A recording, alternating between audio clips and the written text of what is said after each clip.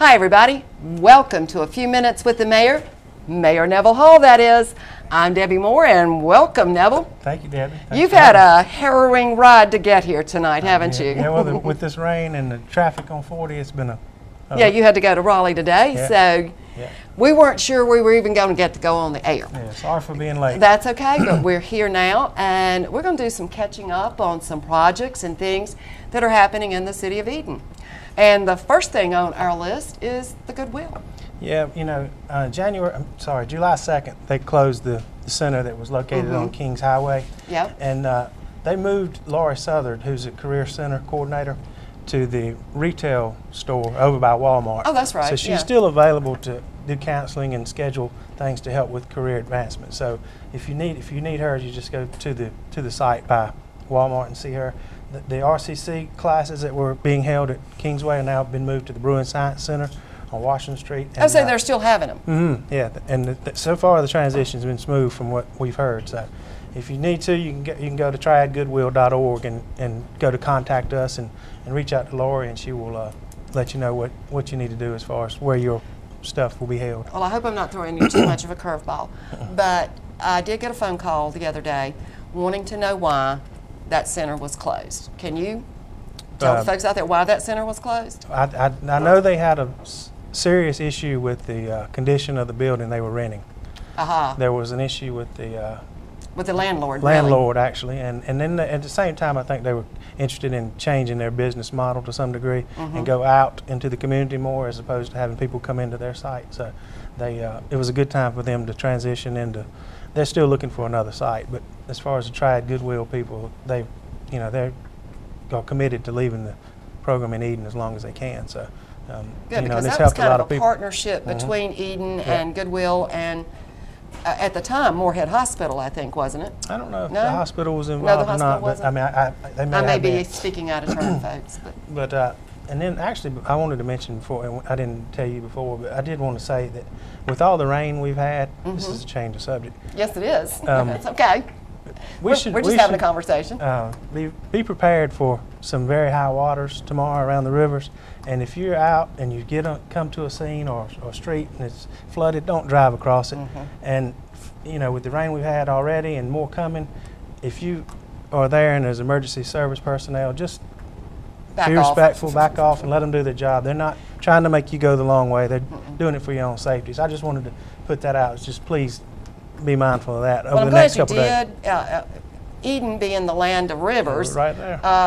There's going to be a lot of water, and I'll warn folks, if you're on Van Buren or 14, whatever you want to call it, when you're coming down the hill near the skating rink, that whole section, that's a tough section. Yeah. There's a lot of water that flows down that hill, so slow down, folks. I was coming through there last night in a bad storm, and people were just flying through there, and I'm like, please. Maybe they were trying to get to Star News. I don't know where they were trying to go, but I was trying to go home. Yeah. Because it was nasty. So now we move on to some city council stuff. City council stuff, and we want to kind of bring you up to date and let you know what's happening with city council. Well, in response to the citizens' concerns about treatment of animals, back in April 17th, 2018, the city council adopted an ordinance or amended the animal control ordinance. And when we did, we allowed 6 months for pet owners to get in compliance. And the reason I mention it now is that the 6 months is coming up in October. So if you haven't made plans to become compliant with that ordinance, you need to go ahead and be doing so. Well, let's refresh their memories of what this ordinance is. This is in relation mostly to dog tethering, you know, and you have to provide adequate shelter. If you go to the city website and you can read the ordinance, it actually specifies the length of the rope it has to be, the number of the amount of time they're allowed to be tethered, and you know, it was luckily we were able to pretty much go right behind what Reedsville did a few years ago and use their ordinance, and they've had a lot of success with that. So we didn't reinvent the wheel. We just used basically what the Reedsville ordinance said, and it's not unrealistic or unbearable on a pet owner. If you're a pet owner, you should do better than just chaining them to a tree.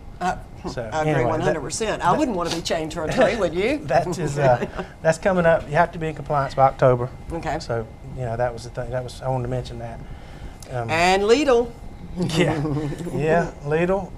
I get calls about that too. Yeah. They think I'm the information lady, I guess. I don't know, but Well, the city has absolutely no influence over a private None. company. Neither do I. Except to constantly call, urge them and call them and email them and try to get them, tell them that we're anxious to have them open, and which has been done. I mean, many, many times. But nationwide, their business model they tried in the United States has what their new CEO said in the paper. Literally, he said it's been a disaster. Right. So they changed to him, and maybe he can turn the program around. But it's not just Eden.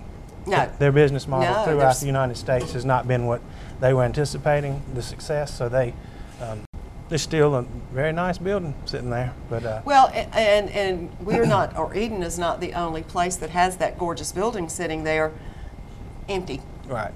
So they maintain that they're still in hopes of opening the store. But again, all we can do is tell them we'd like for them to open and provide them with anything they ask for, and we have. Yeah. All right, and the next thing we want to talk about is Home Trust Bank, which is right here in our county, and they are great partners. Yeah, they are. And there's an endowment grant coming up. The Eden Rotary Club and the Eden Preservation Society applied for a grant through Home Trust Endowment Fund for it's a Luther Hodges. It's a display that'll be an exhibit that'll be at City Hall honoring Luther Hodges, the former governor, and so they pretty much got a word that that's going to be funded, and I know there's already some of the artifacts already at City Hall that we're going to try to encase it and show off our former governor from Eden. So, and then along with that, we've applied for with the same Home Trust Endowment for a grant for the striping and landscaping of the new parking lot over on Washington Street. So Oh, that's right. they hopefully will help us with that too, and we've had good response about the parking lot, and people are getting it and using it, and it looks a lot better, and hopefully can provide good parking for the merchants down there. So hopefully, and then if we get that grant from, like I say, the Home Trust grant, we'll put that towards the striping and the landscaping of that property. Yep. But you know what? There's a company that's been in Eden for a long, long time, getting ready to celebrate. Well, they are currently in their celebration year. Right. And that's Karastan, Which is right down near that parking lot. which is very much near that parking lot. And just at the city council meeting in July, we honored them for 90 years of being in business, recognized them at the meeting, and just wanted to say congratulations to them. I mean, 90 years, that's, you don't see that very often. And in 2015, actually, they were on the brink of leaving Eden, Yes, they were. and it came down to going to South Carolina, closing our location, and into the last minute, our General Assembly was able to, with Phil Berger and his group, they were able to do an incentive package. And not only did they not leave Eden, but they expanded the operation. So, I mean, we're just fortunate that they stayed, and we're hoping for 90 more years with Yeah, them. and they seem to be growing. Yeah, they when they decided to keep it open and expand, they started making the carpet for airlines. Right. And they make that for all over the world. So that's been a good addition to their business. And like I say, if they can stay there a long time, that's a good employer. Yes, it is. And then you're always talking about UNC Rockingham, and that is, talk about a business that was almost gone that is still with us, Yeah, and hopefully and for a we're long just, time. We're so fortunate, so proud to have them there. And you're right, they were on the brink of going too. They were in bankruptcy, and again, the General Assembly was able to persuade the Board of Governors, or UNC board, to give this hospital a chance, and they were able to do that. And, Senator Berger was, I'm sure was instrumental in that, and keeping that facility open, because that would have been a devastating loss of a lot of jobs and the ability to get to health care close by. So we're always just, anytime we can give a plug for UNC Rockingham, we want to just say we're thankful that they're there. Very thankful that they're there. All right. And in my family, we just experienced that, and we're very grateful that they were there. Good. Well, not good that you had experience. We didn't want the experience, but we were glad we had that good experience while we were there. And then everybody wants to know about the Berry Hill Mega Park. Yeah. That's, I come through there at least once a week, and I've noticed a lot of more grading and stuff going Yeah. on. So what's happening? Well, there are now, as of July 30th, there were 6 active projects that are considering that site. Right. There's a big difference in considering it and visiting it. 2 of them have actually made site visits, that's really good. That's really good. And one of them actually said they'd make an announcement by August where they'll locate, but hopefully that'll be it. And out of those 6, there's over 1,500 jobs. But the good news for Eden is the average water use of all those 6 projects, they've all presented their plan would be 1 million gallons of water a day.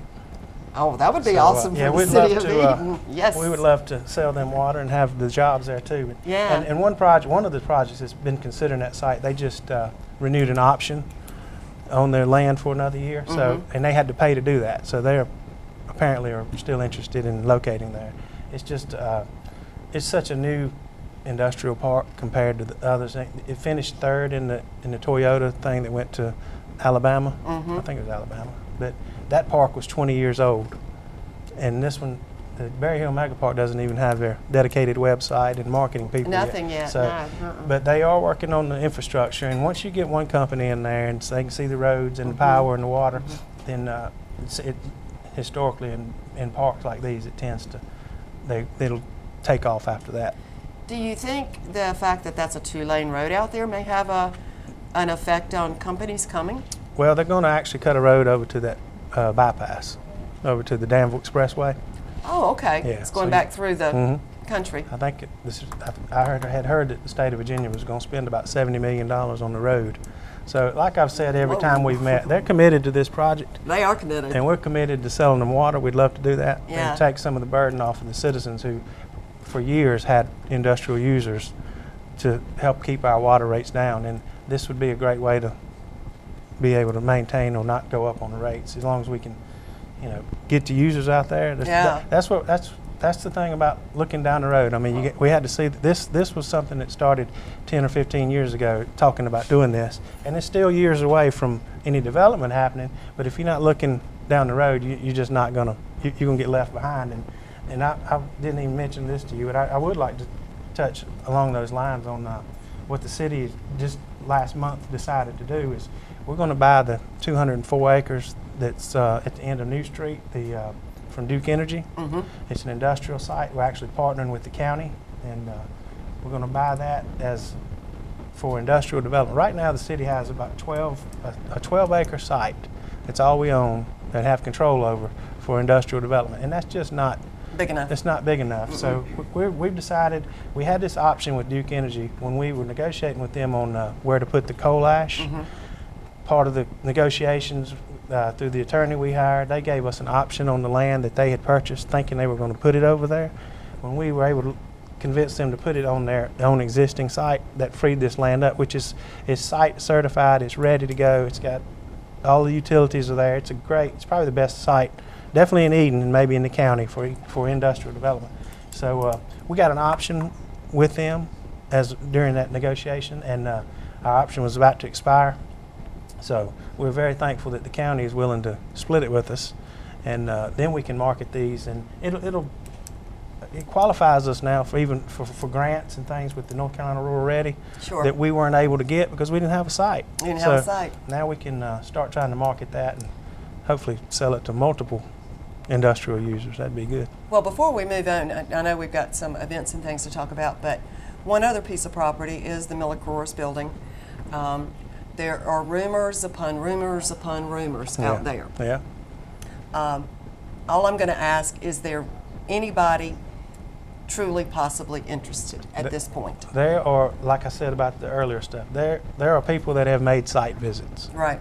Some more than once. And site visits are good. That's what you need. Yeah. No company, I mean, they'll look on the internet, they'll do all their research, but until the real estate people, sometimes the owner or the CEO, whoever, till they come, you don't really consider it a possibility because they're never going to spend that much money without visiting. So there have been people that have been back to Miller-Coors site more than once. So, it's just... That's a big facility. It is, and it's just a matter of whether they can take the equipment that's in there. If Miller-Coors continues to take that out, then, it would basically become transition to a whole different kind of industrial use, which is what some of the people who have visited intend to do. Right. So they're not concerned about the brewery. They just want the structure and, itself. and all the land. And yeah, I mean, there have been some really, I don't know how you say, I mean, we're optimistic that some of these people are going to, somebody's going to get with Miller. And again, like I said about Lidl, that's between Miller and Sure the it other person. is. So Sure it hopefully is. they'll find a buyer that they're willing to sell to. Yeah. But yeah, we provided a lot of people with a lot of information about it, that call and inquire. So That's a good that's what thing. we're there to do, and answer their questions, and give them the specifics on the property, and hopefully they'll come on down there and open up and eat. Open up in Eden. We need opening up in Eden. Yeah, we do. We want some more jobs. All right, guys in the control room, you ready for my flyers? All right, let's get the first one up. Well, let me mention real quick how nice an event we had at the Shaggin on Fieldcrest. Oh, that was so much fun. It was a great time. It's just growing each year, and it was good to see you there. And I think it was good to interview you there. yeah, we enjoyed that. Of course, the weather cut it short, but looking Boy. at the weather beforehand, you might have thought we wouldn't have been able to have it. So Well, what amazed me, I'm in the middle of my last interview trying to close the show. Our backs are to everything. So we're standing there, we're doing our closing. We get through, we turn around because we want to listen to the music, and nobody's there. They're gone. And that interview lasted a sum total of 2 minutes. right. Well, the storm came in pretty quick. Pretty quick. And Pretty quick. we loaded up, and we weren't a mile from the event when the bottom fell out. So they timed Well, it. here's They the made a funny good part decision. now. Here's the funny part. I get to the river, I cross the river, heading to Bethany, Right? dry as bone. Oh no. So that is the quirkiest thing that happens to me constantly. It's either raining on the Reedsville side and not on the Eden side, or it's raining on the Eden side and not the Reedsville side. It's like that river's this big It cutting does. line through there. It's weird. I think it does make a difference. I think it does too. All right, now we're ready for the flyer. Yeah, Sorry about thank that, you. guys. Sorry. All right, your first the one next is one- the Matrimony Creek. Yeah, on August the 9th, we're going to have the ribbon cutting for the Matrimony Creek Greenway that's been under construction for several months. It's out on Washington Street, headed out of town.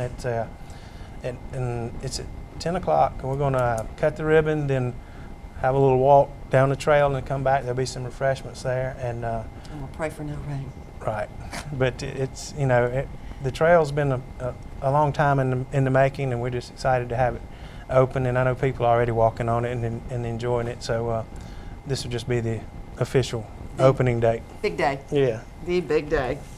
So, and then the next thing, chronologically, like we like to do, is on August 23rd. That this is the Grown and Gather that you're a big part of. Yeah, putting together, so. Cindy Adams and I have been working on this. We tried to do this last year, and there were just too many pieces and parts for us to make it actually work last year. But it's we have Chef Alex Seymour coming in, and it will be a seasonal menu. In other words, everything is in season. Everything is grown here or in a county that touches us, and that's on August 23rd. Tickets are $90 a couple or $50 a person. Everyone receives a hand-thrown pottery plate to go home with them. Yep. It'll be at the Spray Mercantile along the canal, and it's really going to be a fun evening, I think. Yeah, I mean, this is another opportunity. I mean, if you say you're looking for something to do and you want to support local businesses, here's the local stuff being presented to you for a chance to do it. And with the expense of $90, you get 2 meals. I think you get 2 drinks, 2 glasses per of wine, person. and then your plate to go. And it's a fundraiser for the Fine Arts Festival and the food pantry. And the food pantries. That's enough reason there to buy a ticket. Oh, well, thank you. Hope you're coming. I'm trying to. Yay. So that's at 7 o'clock. Yeah, on the that's at 23rd. 7 o'clock on the 23rd. So, and you can call either Cindy Adams at the city or myself, Debbie Moore, 336-344-5539, and we have tickets for you. Okay, good. And there's limited seating, so. Yeah, very limited. We're limiting this to 120 people, so yes, get your tickets early because they've already started selling like crazy. Oh, good. Yeah, Good. we're thrilled. Yeah.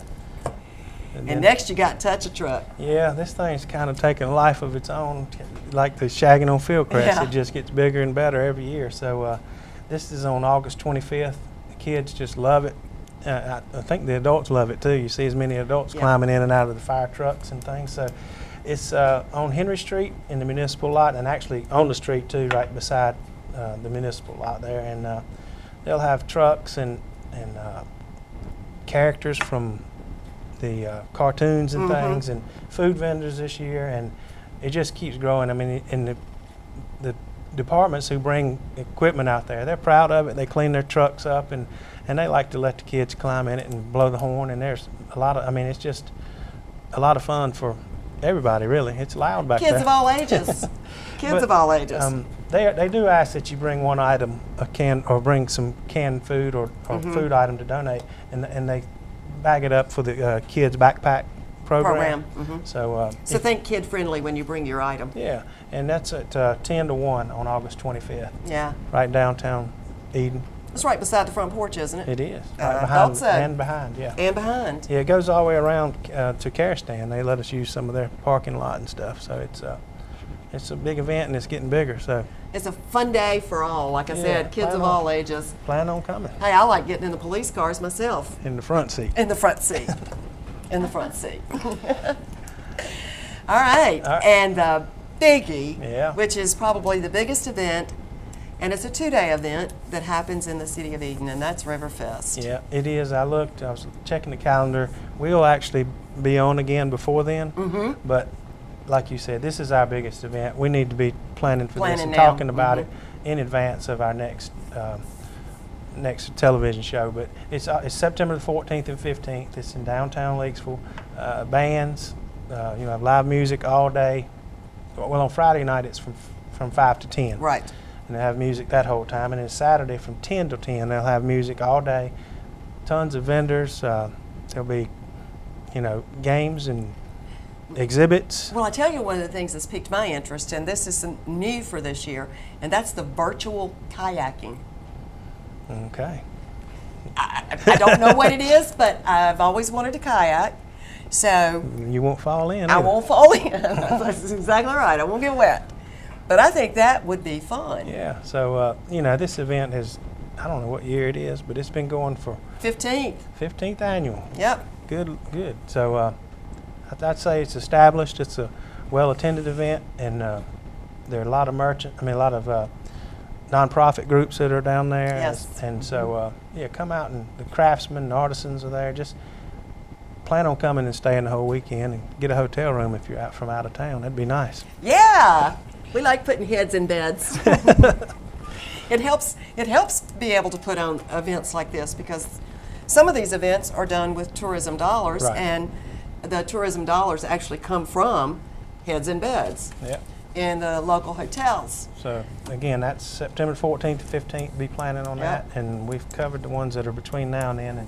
And as always, I'll get home and I'll remember somebody else's event that I was supposed to announce, and I'll You'll get a phone call. get a phone call. Or a text. So anyway, just follow the Eden website. Go to the website. The events are listed on there. And I hope you've already signed up for the text messaging service. It's been working very well. I get that. And actually, I thought of one just now. There's an event tomorrow night in Eden at Moorhead High School.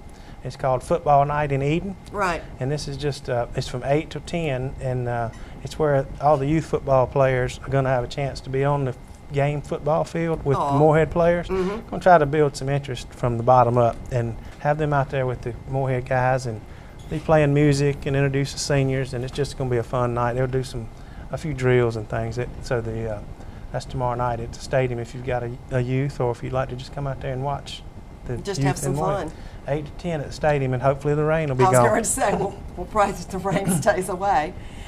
Well, you know what? You need to go to exploreedennc.com. That's exploreedennc.com.